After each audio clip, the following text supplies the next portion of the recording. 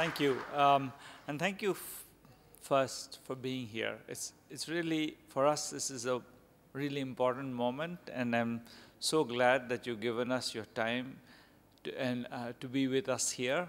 We're really grateful. We really appreciate it. This is, we hope this moment will turn into many such moments, but at this point, we are really at an important beginning, and it's very heartening to see so many faces, known and unknown to me, joining us here today. Thank you very much.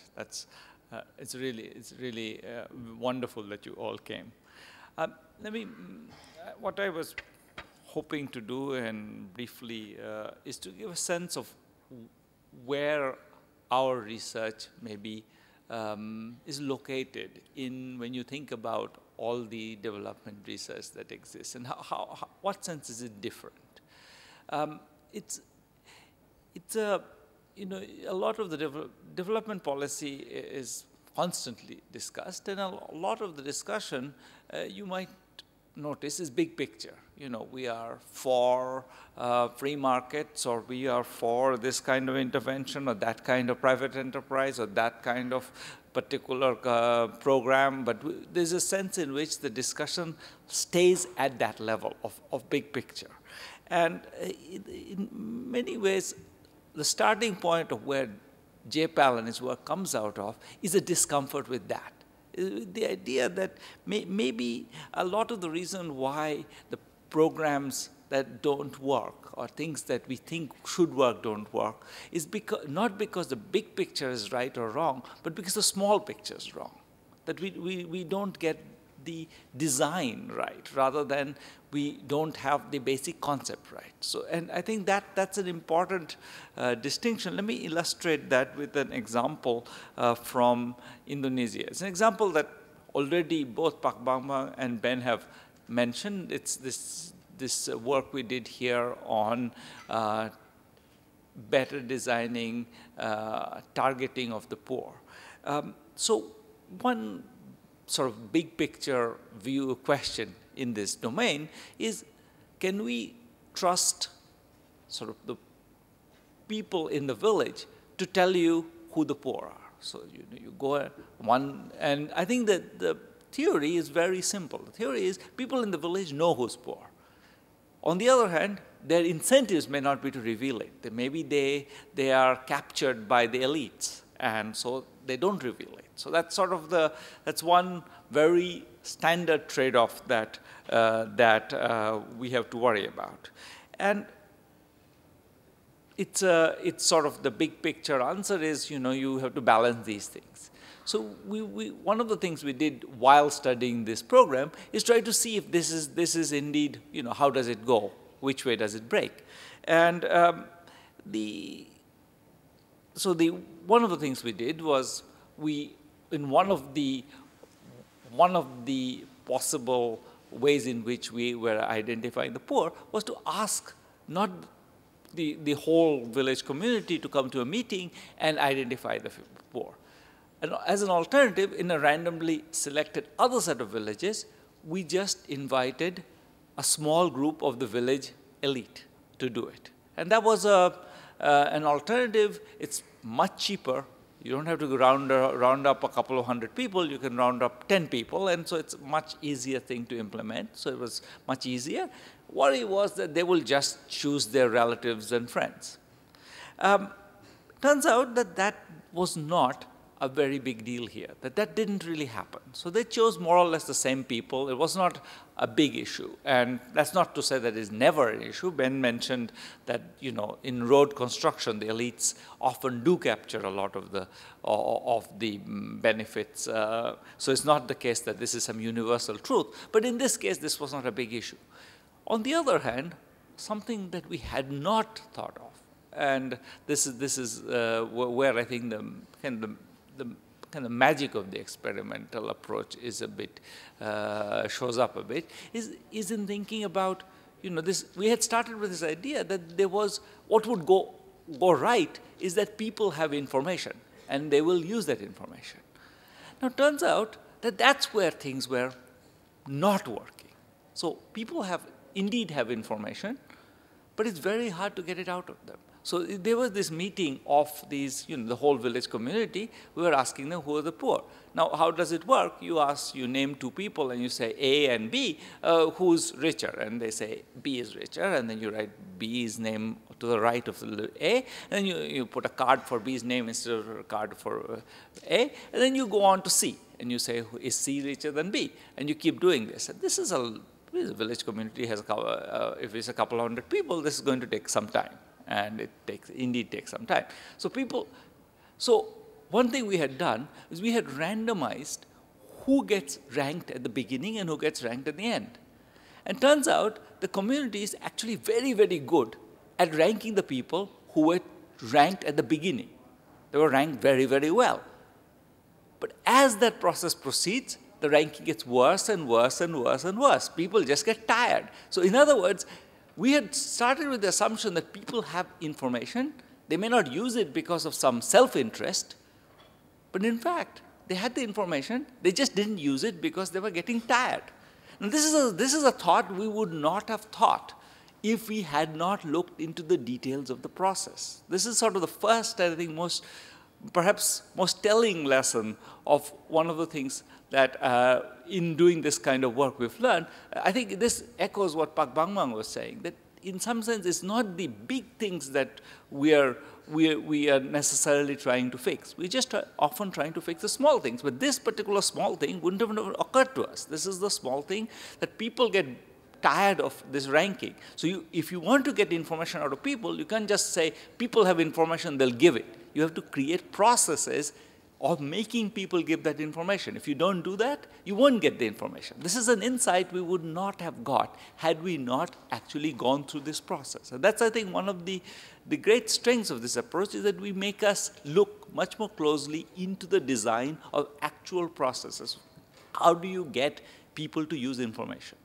Now, what that also implies, and I want to go to another example and then finish, is that this means that you can't just sort of articulate a sort of broad principle and walk away. You need to come stay with it. You need to stay. The problem will reveal itself, and you have to stay with the problem as it reveals itself. And education is a place where I do some of my work, and it's a place where this has been something of a challenge. So one of the facts about a lot of countries in the world, I don't know so much about Indonesia in this context, is that while enrollment in schooling has grown a lot, performance in schooling has been quite disastrous. So in countries as diverse as India, Kenya, Pakistan, Ghana, Uganda, if you look at the median fifth grader, the median fifth grader reads and does mathematics at second grade level. That's an extremely scary fact, given that these people will presumably expect something from the schooling, but they haven't learned anything. So now what do you do about it? What's the problem? So I think the first thing you have to do, this is what I mean by, you have to keep staying, you have to stay with the problem. You could say, we need more teachers. It turns out the teacher-student ratio has no effect. A bunch of studies from different countries show that, you can double the number of teachers per child and you will get no difference. It doesn't, you can go from 80 to 40, it makes no difference. Surprising, but true.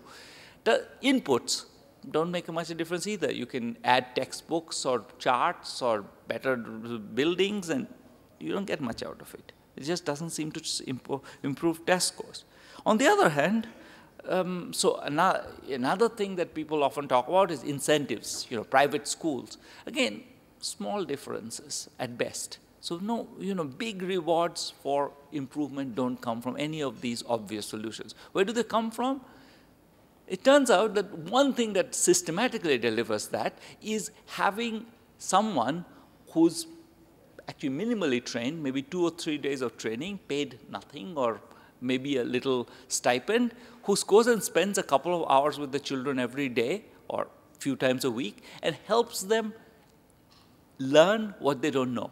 So turns out that the key to this problem is the children are not taught at the level where they are.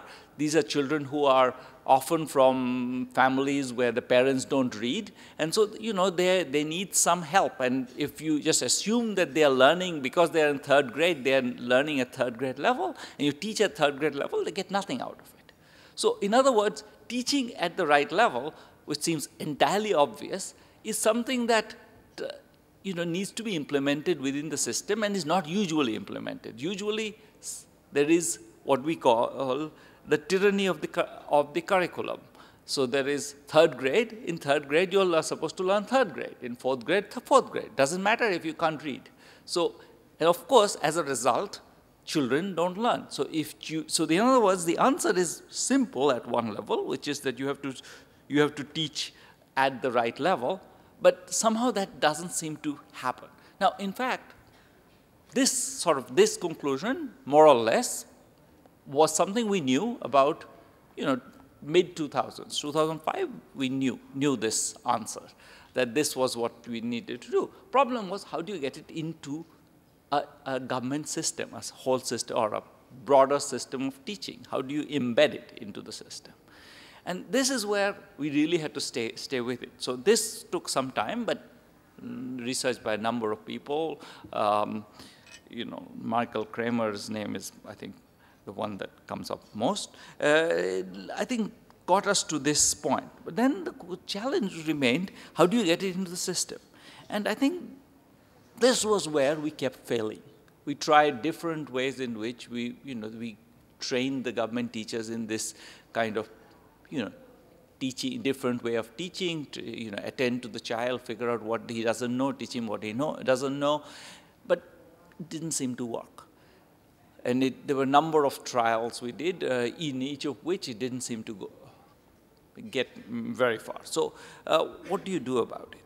So it turned out there was a clue, which was that the one place where the government teachers did manage to change test scores, and there they did very, very well, improved them a lot, was when the government teachers were not teaching in the school. They were teaching in summer school. They were teaching during, not in the year, but in the summer school. And in the summer school, they were not subject to the curriculum. There was no curriculum to teach. They were just told, teach the child what the child doesn't know. And once you ask them to do that, you get quite large gains. So that suggested to us that the answer has to be to somehow embed this inside the system. So the last few years, what we've been doing, in one instance in Ghana, one instance in India, is working with the government system to try to embed this in the whole pedagogy of the school. And we just have new results from both Ghana and India, and we start to see that this finally, we sort of seem to have broken the problem. We start to see gains of test scores in both Ghana and India in the broad government system when you get the teachers to understand that they have to let go of the curriculum sometimes, that they have to, so you have to get that idea into the system, that as long as the curriculum is the driving force, you never get that change. And we have now, I think, finally, after, you know, 10 more years of pushing, found the way to actually make it stick. So actually make government teachers be able to implement these kinds of pedagogical innovations. And the answer was never that surprising, but it needed working with the system to see how deeply you need to embed it. And now I think we have sort of got to the point where we think we know the answer, that it can be done, it can be embedded, it can be made to work. But the reason why I tell you this story is that I think this is the other side of our work, that it's precisely because, in a sense, details matter, that you have to stay with it. You have to find the right detail, the right point to put pressure. And that's the sense in which our work is maybe very different from a lot of other economic policy work, in the sense that we are here, and I say here in Indonesia, to stay. We are here to work with you, in a sense, ad nauseum. You will get tired of us. We are here to work with you till we nail the problems, and we like that. We like the fact that we will eventually beat the problem, It will take us time. We're not going to just fly in and out and give you the answer and run away. We'll have to keep trying. But I think that's sort of what the delight of, in a sense, working in Indonesia is that there is a reciprocity to that. There's an appreciation of that, the commitment of time, of effort, of patience that we bring is reciprocated on the other side, that there is an openness to, I think, learning, an openness to learning carefully, an openness to the fact that sometimes you have to be patient, and a general pragmatism about the fact that you have to solve problems and you can't just legislate the answer. And I think all of that makes it a great pleasure to be working here. And in that, we are also very lucky to have very strong partners with the UAE and USAID who seem to sympathize and have helped us develop this same point of view. And so I think we're in some ways, this is a very fortunate spot we feel that we are in a very fortunate spot right now. So the point of this office that we're launching today is to institutionalize that idea, to finally seal the deal on the fact that we are here to stay and that we are here to spend time and effort and patience to get to the bottom of the problems that afflict the poor. We'll defeat poverty in Indonesia and elsewhere. Thank you very much.